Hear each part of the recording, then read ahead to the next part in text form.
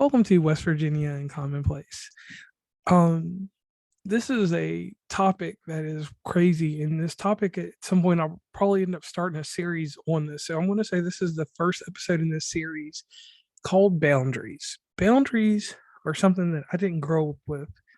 I was reckless emotionally, mentally, and different things, and just in life, boundaries they weren't taught to us. I was taught a sense of a boundary, like you don't go past certain areas, you don't go into the water since you can't swim, that type of boundary. But we're talking about the boundaries that matter when you become an adult.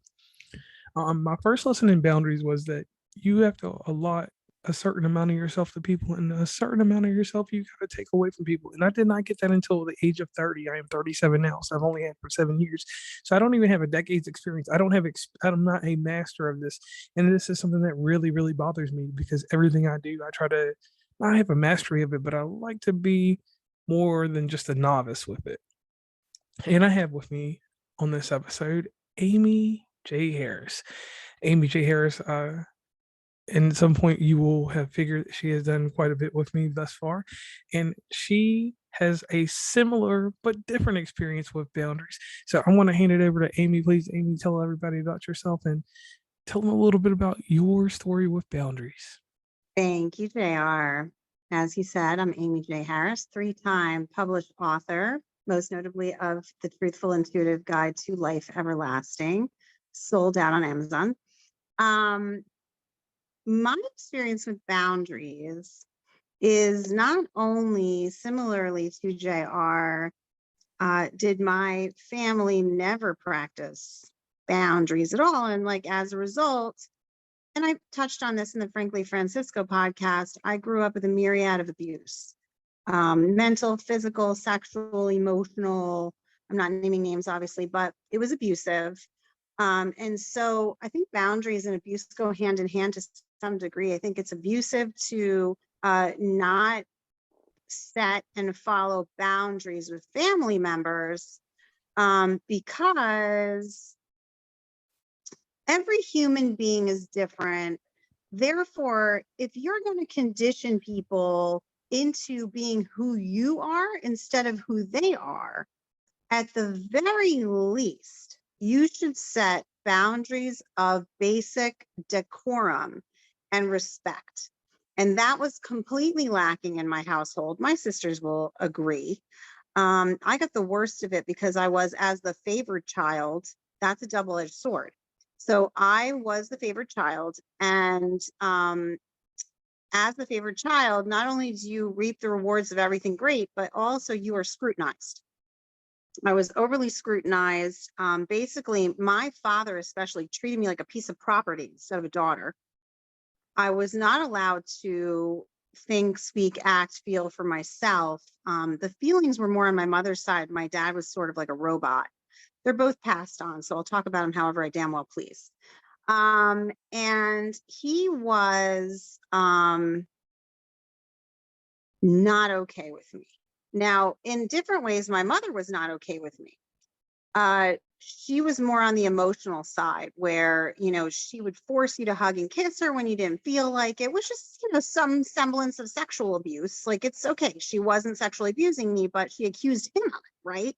So I got to look at her and say, that is not okay to force a child to hug and kiss you when you feel like being hugged and kissed. Go and get that from your husband. Well, they weren't getting it from each other, right? So they were doing that kind of nonsense with me. So there's that extreme case of boundaries, and Jared's story will be different. But as we spoke earlier, prior to this episode, I have an even bigger issue than boundaries in that I grew up, and I told him I graduated cum laude from the University of Massachusetts at Amherst in 1993. I did really well in school in general. I did well enough on the SATs. I never learned the word discernment. It was such a light bulb moment when my mother-in-law used it, and she was a therapist, and we've talked at length about my childhood. And I said, "What is that word? I don't know. What's the word?" And she's like, "Oh boy, you don't know the word discernment because they never let you discern anything." Right. So I was literally a trained circus animal. I was expected to behave in very specific ways. And I was not allowed to discern anything for my own self ever. I was taught to be a mini me of my mother. And then when she violated my boundaries so badly, when I was 14 years old, I woke up to the absolute sham scam of her mini meing me. That awakening led to, a bunch of other horrific awakenings. But yeah, I was not allowed to discern. There were no boundaries in my family, and discernment was non-existent. So as a result, I grew up and moved out into the world, asking the entire world their opinion on everything, which is crazy when you're an adult. You need to discern for yourself, because nothing that anyone else is doing makes sense for you, unless it does. Most of the time it doesn't. You're a snowflake individual, and you have to figure out things for yourself. Like, I know people who are 60 now and still ask me my opinion on things, not from a psychic empathic standpoint where they're going, hey, can you channel this or that, right? But just a basic, like, well, what do you think I should wear? It's like, what are you talking about? Why am I going to tell you what to wear? Are you insane? You're 60 years old. Like, grow up. Like, that's not okay. So that person was clearly also not taught to discern. And so I'm going to give them a hard lesson and say, I'm not going to choose your clothing. You're not a child. You're 60 years old. So back to your point of boundaries, and I'm looking forward to hearing what you have to say about it. Obviously, I think boundaries and discernment go hand in hand. I think when there aren't boundaries, you now have crossed a major discernment line as well, where you're letting the other person know, not only does my world and your world not have a line between them, that it does have, but I will tell you what to do at all times, because I'm not going to allow you to discern that for yourself. It's 100% absurd. Okay, and one thing I'll do this episode inside the boundaries, because I decided while we were sitting here, I wanted to actually make this a series and have a bunch of people on about boundaries. Your episode now is called Discernment. That's what the title of this episode will be. Now, audience, real quick, and this is something that you can find anywhere on the internet. Discernment is not knowing the difference between right and wrong. It is knowing the difference between right and almost right. So it's a perception. Got chills. Beautiful. Yeah, it's a sharp perception, or it's like kind of it's the ability to judge something well in your favor. And that's a boundary right there. If you're not, that's something that hinders you in boundaries, because you don't know how to judge this person. You don't know how to confine these people. And I hate to say the word confine, and I'm not saying it in a prison term, but I'm saying when you have boundaries, you confine yourself a certain way. You put a perimeter around you to protect you from things that you don't necessarily have to go through. So my boundary issue was very simple. In life, it wasn't that I ever let anybody walk over me, because I've always had a strong presence. It was that I let things slip through the cracks. Things that I should be aware of, things that I should have put the red flag on, I let escape, like repeated behaviors that were not proper. The mother of my child, nice lady, love her to death, for having my child, but there were things in our relationship that we didn't have boundaries set up, so we did not last. And that was my first instance of knowing that, hey, I don't have boundaries, and I do not have good mechanisms to make boundaries, because I wasn't taught them. So I went and learned about boundaries by going to YouTube Academy like everybody else. Like, what is a boundary? Like, I didn't go to anybody for help with it. And I was like, when I do these actions, these cause me to let people know that, hey, I have no boundaries. Come inside this fortress and do what you want, tear the fortress down and make your own kingdom inside mine, and then kick me out. So right at 30, I had an incident happen where I was doing this podcasting thing with a partner of mine named Tuesday. And I didn't set up the proper boundaries, and her and I did a very good show. It was short lived, but our show went somewhere else. She ended up buying me out, and she took the show and went elsewhere. And I mean, the show's now defunct now, but at that time, she made a lot of money off of it and did a lot of stuff because I didn't set the boundaries to keep myself inside that. And that was the first thing that was the first major blow to me, that I knew I had to set boundaries. As a child, it came into place when people wanted to push their opinions on me. I didn't have boundaries set up to say, hey, no, this is not right. I didn't always go along with what they said, but if you came to me with a good persuasion and you had some type of, because everybody knows I'm technical, a scientific fact, not necessarily a scientific fact, but a fact that was something that I could, that tangible, something that was tangible, I could go with, I would run with you with it, even if it wasn't right. And as I got older, I learned, hey, set boundaries. So the very first thing that I do in life with anyone is I set up a communication barrier. And in that communication barrier, the first 25 words that we speak to each other are going to be positive and negative. It's not going to be a straight flow of positive stuff. And this is with anyone that has ever talked to me through a message or through anything, because I have to gauge you. I've got to see how far we can do things and how less that we can do things. And sometimes doing the less with someone is doing the most with me. So with that, I use the less technique since I'm older now, and I will speak with you and I will give you my intentions from the get go. I don't sugarcoat anything. I don't make any type of sugary apparatus around what I have to say to you or what I'm trying to achieve with you. If we're going to be friends or if we're going to be some type of mutualistic, but not, or something mutualistic and symbiotic uh, entity, I will let you know. But anything that forms a parasitic uh, system with me, I just eradicate it. I just get rid of it. I've learned through having boundaries that I can actually just let some things go because not everything's for me. That's the one thing that I was not taught, that not everything was for me. And once I learned that, sometimes it's hard, but I'll be a part of something and it'll seem like it's going well or doing well. And then sometimes I literally have to walk away from it. Now, moving on from things, I'm still doing that every day. We have to move on from things in certain capacities. And even as today, a conversation was spoke up about something that I know I have to completely move away from. So I swiped left on it and moved it out of my system, deleted it. It's gone. So that's my take. So, so interesting. I wrote a lot of stuff down. Woof. Okay. A lot of times, to address what you said initially, a lot of times we auto block what the people we love do and say, all right, or the people we're connected with, or whatever, business wise or otherwise. We auto block. That's something that's my term. It is a defense mechanism, auto blocking. Do not get it twisted.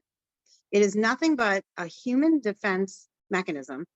Just like when someone you love dies, you literally shut down because you cannot handle the amount of pain that you are experiencing with the death of a loved one. So you shut down, you auto block all of your feelings. Okay. So when that person did what they did with that podcast, what you did was auto blocked. You did that.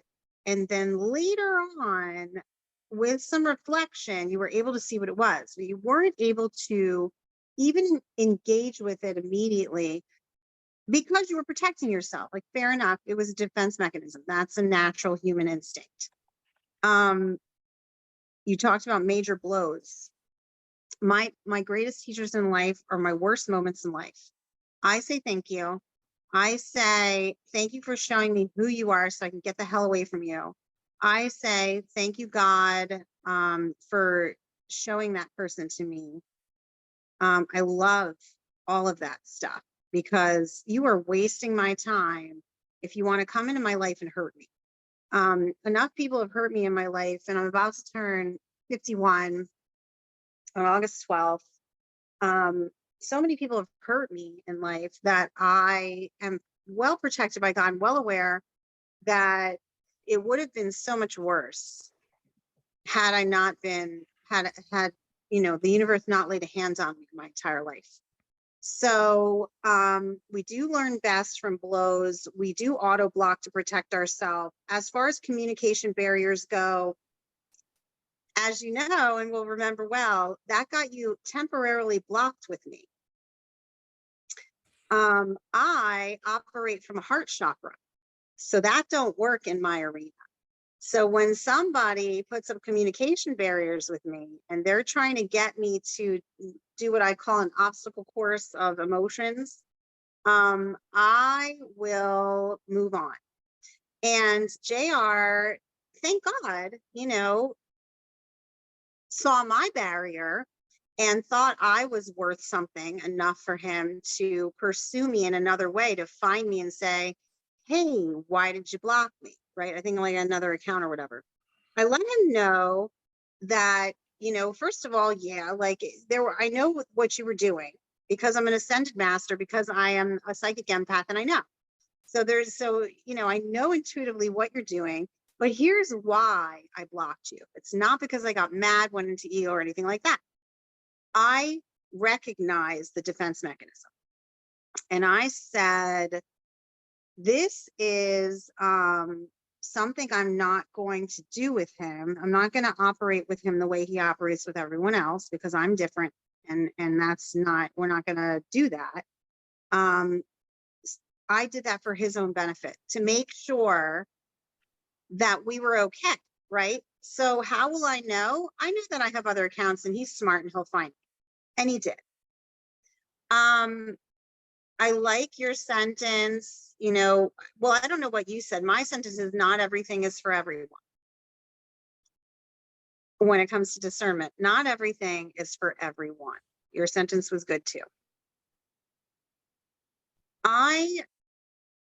Having said everything I just said, defense mechanisms are human and fine. I highly recommend them. Also, I highly recommend trying to just do the basic point of ascension and where we are in the Earth's ascension process. And that's who I am, and why I'm here, okay, is to ascend the people of planet Earth. Let me speak this from my heart. I would recommend, while you are protecting yourself, also opening up your heart chakra and speaking the things you need to speak protectively, but sort of putting your shoulders back while you're doing it, allowing your chest to expand, and giving yourself, first of all, it makes you feel kind of like haughty, which you're not being. You're not being haughty, but you have your barrier up, but you also are opening your heart to vulnerability. If you operate from a place of fear at this point on planet Earth, we're going to have a problem. Planet Earth does not like what's going on. The universe does not like this fear-based stuff that humanity is engaging in at present. So everything in life comes from a place of love or comes from a place of fear. Every decision you make, everything you think, speak, act, and feel is either under the umbrella of love or fear. I wish to operate from love. I'm not saying that I don't get triggered to a place like JR triggered me a little bit, but then I flipped it and said, this is really about him, not me. And then I got into all the other empathic stuff. I made a decision knowing he could reverse the decision. Don't come from a place of fear to this extent where you just shut everything down and haven't given the other person at least a tiny little window of opportunity to come back, to circle back to you and say, hey, I think we had a misunderstanding, which is what happened between, myself and JR. He said, I think we have a misunderstanding. I said, I think so too. And we hashed it out. Thank God. Open your heart chakra. Yes, protect yourself. At the same time, be vulnerable, which is such a difficult thing. I'm happy to guide people on how to do that effectively. It will only help you. Oftentimes, what I'm seeing, especially in the younger generations, is this ascension process of cut and run. I don't like what you're thinking, speaking, doing, feeling. Bye, they like to say. Okay, bye. What have you resolved? Let's circle back to what we said earlier with the term major blow. You've resolved nothing. You have protected yourself, but so what? You've protected yourself against 1 million people thus far in life. The things that have gotten you further in life have been where you've also learned while protecting yourself. So JR and I have learned a boundary, how to discern what's good for him, what's good for me, and what works together. And in my case, keeping the window open by opening my heart chakra and saying, you know what, I have compassion for him. He's putting up boundaries. That's his MO. That's how he operates. But I'm not going to have it, because I also get to discern for myself that that's not how I roll. So let me cut it short, but leave a window. And those who are worthy use the window. I do not leave a door. That's too easy. But you will get a cracked window, which you will have to then open and say, hey girl, what's up? What happened? And I'm a woman. I mean, say, hey girl, but I'm a woman. And because I'm a mature woman, I'll say, here's what happens. And I'll just be honest and vulnerable and say, here's where I was, here's where you were. We can go back and forth on it, but please do, while you're protecting yourself, open up your heart chakra and have an adult conversation. Another thing that I think a lot of really young people I'm seeing are unable to have adult conversations. I'd like to talk about that a little bit, what your perspective, being younger than I am, what you have to say about this sort of, and you don't have that issue, but a lot of younger generations do have that issue of being unable to have an adult conversation. They literally cut and run. They shut it down. They say very narcissistically, that's not good for me, I'm done. What is that? Well, I can say this, and this is just our generation is not that far from in between. Like our top generations like this, everybody does a 10-year stretch, but I want to say at least from this up until 1995, if you were not born at least by 1995, you were not given the arts of conversation. The younger generation, and even some in 95, I'll say like 1991, basically 91 or 92. That's a better example. Those generations, we were still taught conversations and stuff like that. I'm from 1985, so I grew up, before the computer generation was heavy, but we still you had to resolve things. Resolve is not a word that is used anymore, because people can just wrap their head around this simple thing that, since I don't like it, I don't have to put up with it. Ah, And when we were growing up, you had to resolve things. You didn't get an opportunity to just obstacles. You didn't get to go around them. You had to go straight through them. And that is a difference in society now. You don't have to go straight through something now. People will give you a cheat door, or that you can go around it and find another avenue to get to the opportunity that you're looking for. So what has happened is there's no more need for resolution between people. We can just walk away from it and go do whatever, and hopefully we find the same fit. And that's something that's taught to them. And if they don't respect who you are and what you bring to the table, that's what's different about this generation. They have no resolve, or they're not given that up. They were not taught that that's part of conversation, about part of, not, let me take that back, audience, not conversation, communication. The let me ask you a communication. question, Go because I ahead. went like this. No good, no bueno.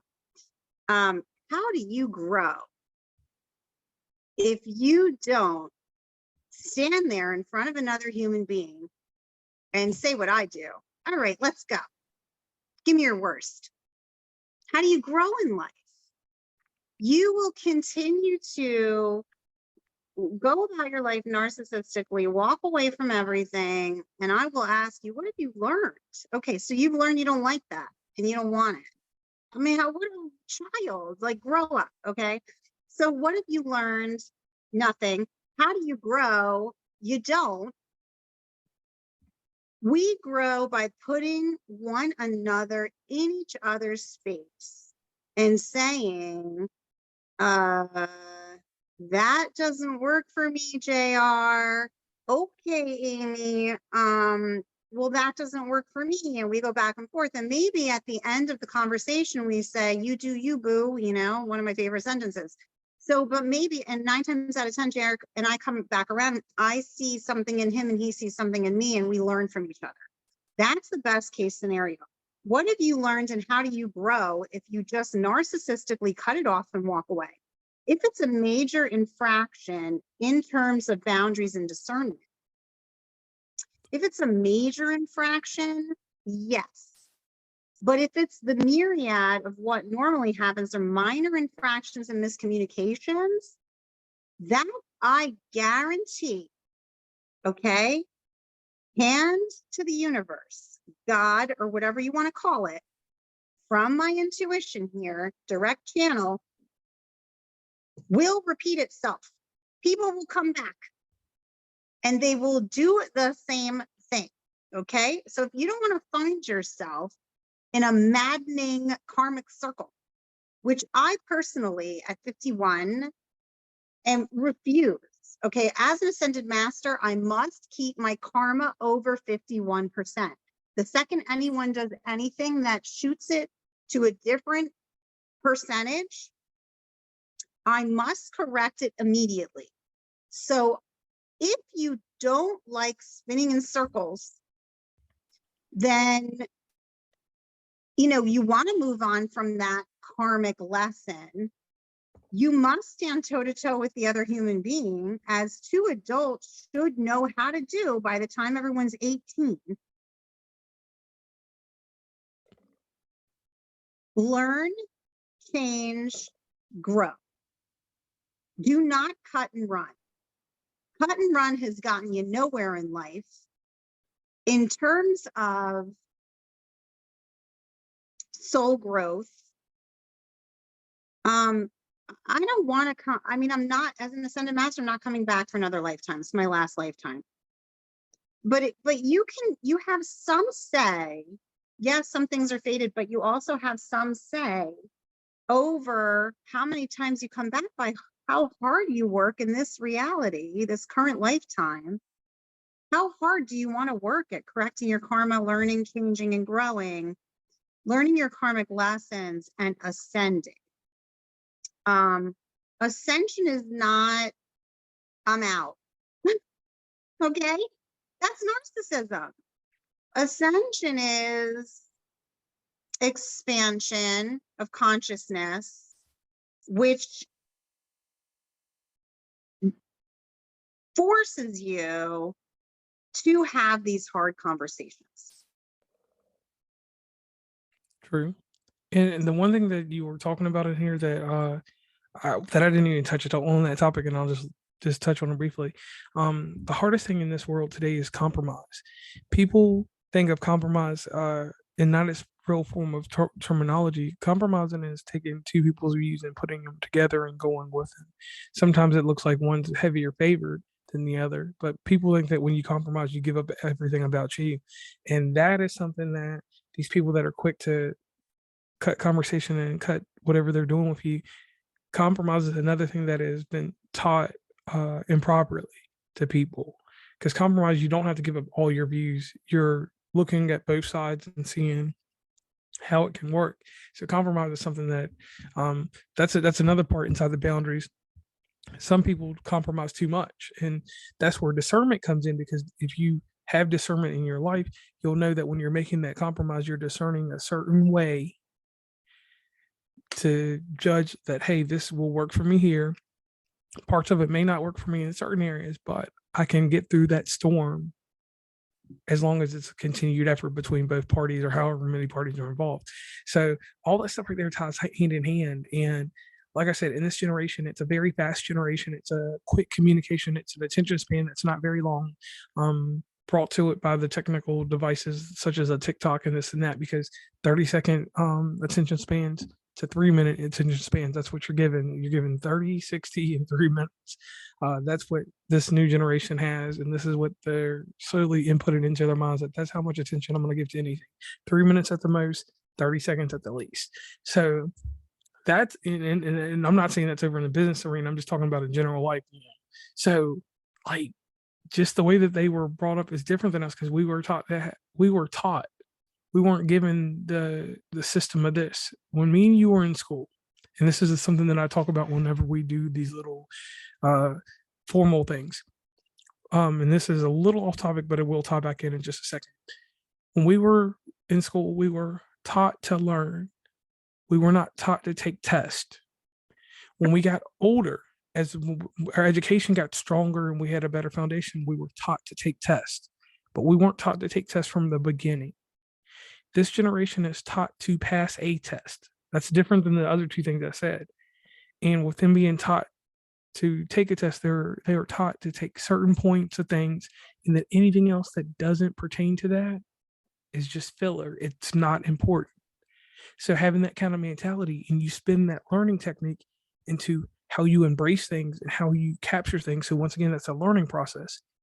They're taking that mindset that I am taught to take a test, so I've got to get a quick result that favors me, and it's what I want right then and there. If it doesn't, it's not going to help me succeed. So it's not going to help me pass the test in life. It's going to make me fail.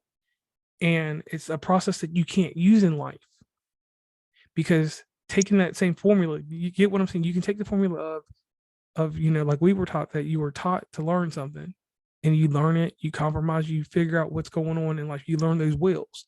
But being taught to just take a test, you're taught a simple principle of that you have to have a proven result right then and there. Because when you take a test, or you were taught to take a test, you were taught that I need to know X amount of stuff about this. When I put it to paper and it's applied to principle, it goes completely straight in the correct format. If it does not, it's wrong. And that's what's taught there is the wrong portion. That wrong Okay. portion. Okay. Okay. That's a lot of information, and a lot of stuff came down. A lot of stuff. Like, we don't have time for all the stuff that just came down, but I just, like, my hand hurts from writing. It was very good. It was very well said. Here's what came of it. You moved into the word compromise from discernment. You said, give up all of everything. What came down, the first phrase was people pleasing. So if you go about your life as a people pleaser, you will forget who you are and why you're here. When you talk about learning and how it was to learn back in, and we're only a half generation apart, right? So it's not even a generation, but other generations now. So I dig everything you said. There was none of this going on where I was shaking my head. It was all correct. Mhm. I was taught, okay, fair enough. Pre-university, I was taught to learn. Fair enough. In Sheepleville, I'll call it, I was taught to learn. I was still taught to learn under the constructs of others. When I went to university, it blew my mind wide open. Those who don't have the opportunity to go to college, their parents are doing them a grave disservice. And I get it. I get that you might have money constraints or whatever, but if you cannot do that for your child, probably don't have a child. I'm just going to speak on it here. You're doing them a grave disservice. And there are people that need to learn trades. So my husband is one of them. Okay. He's very smart. He learned a trade, but what he did not learn was to blow his mind wide open. So a lot of his views belong to his father. A lot of his views are sort of,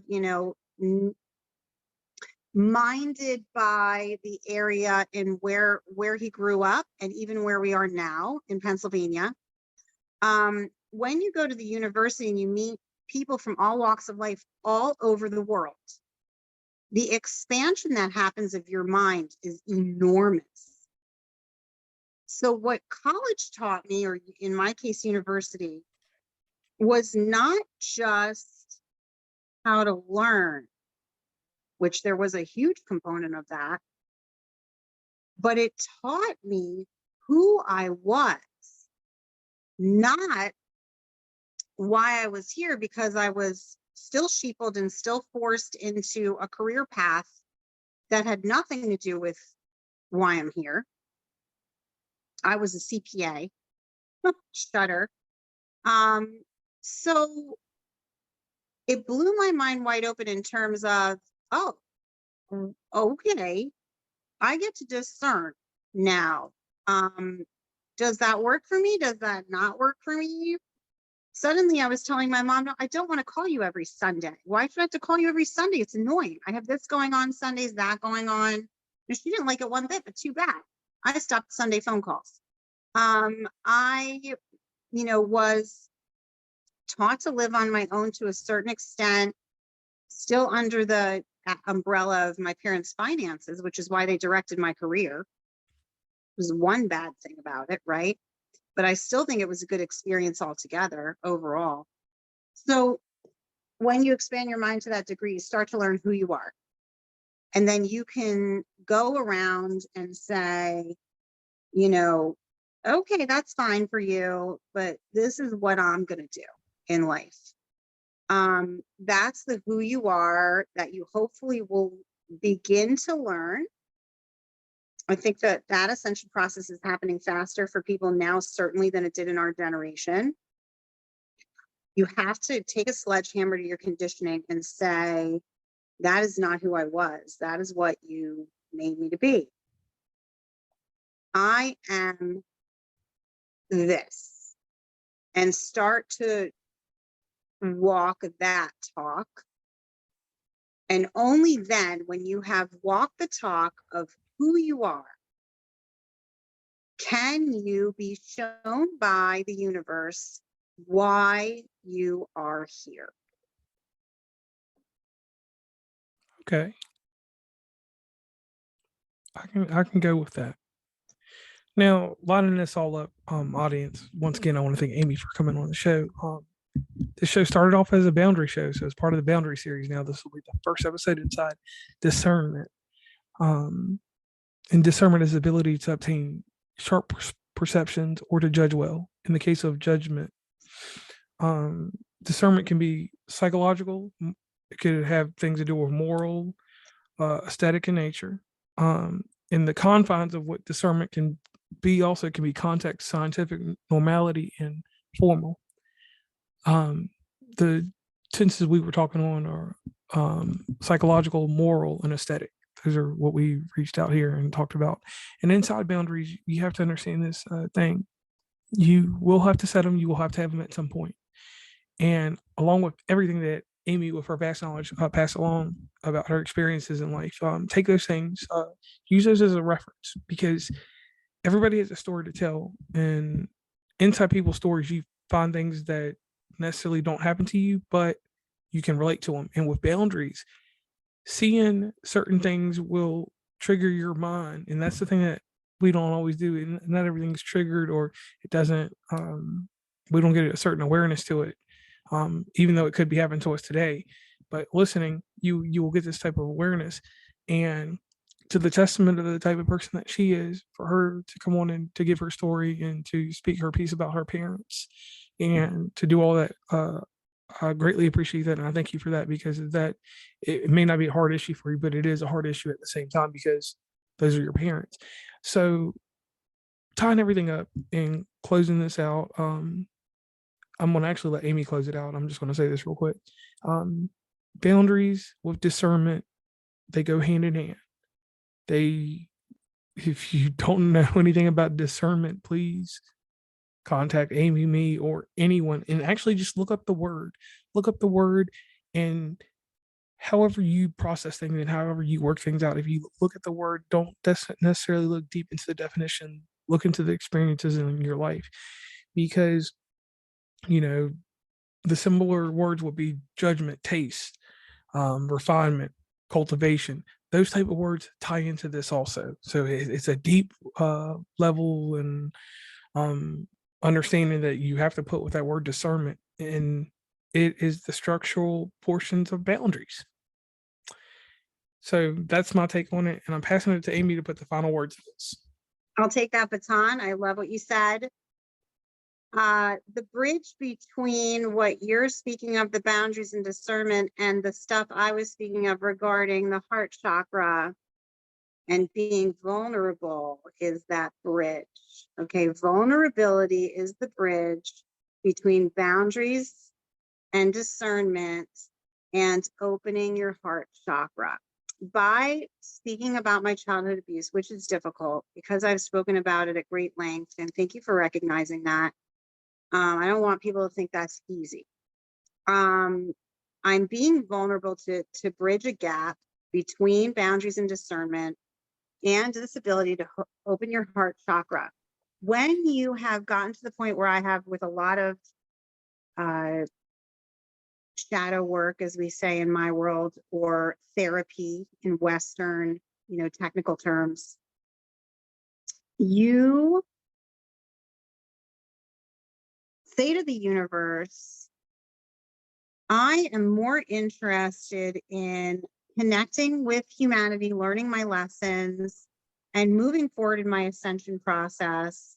More importantly than that, and I touched on this with JR pre-podcast, I always talk about the vein of abundance. If you follow me on Instagram, um, you scratch your vein of abundance wide open by being vulnerable, by operating from your heart chakra, by matching the ascension process of planet Earth and being as positive as you can at all times. By vibrating in a positive space, by being vulnerable, by the word is love.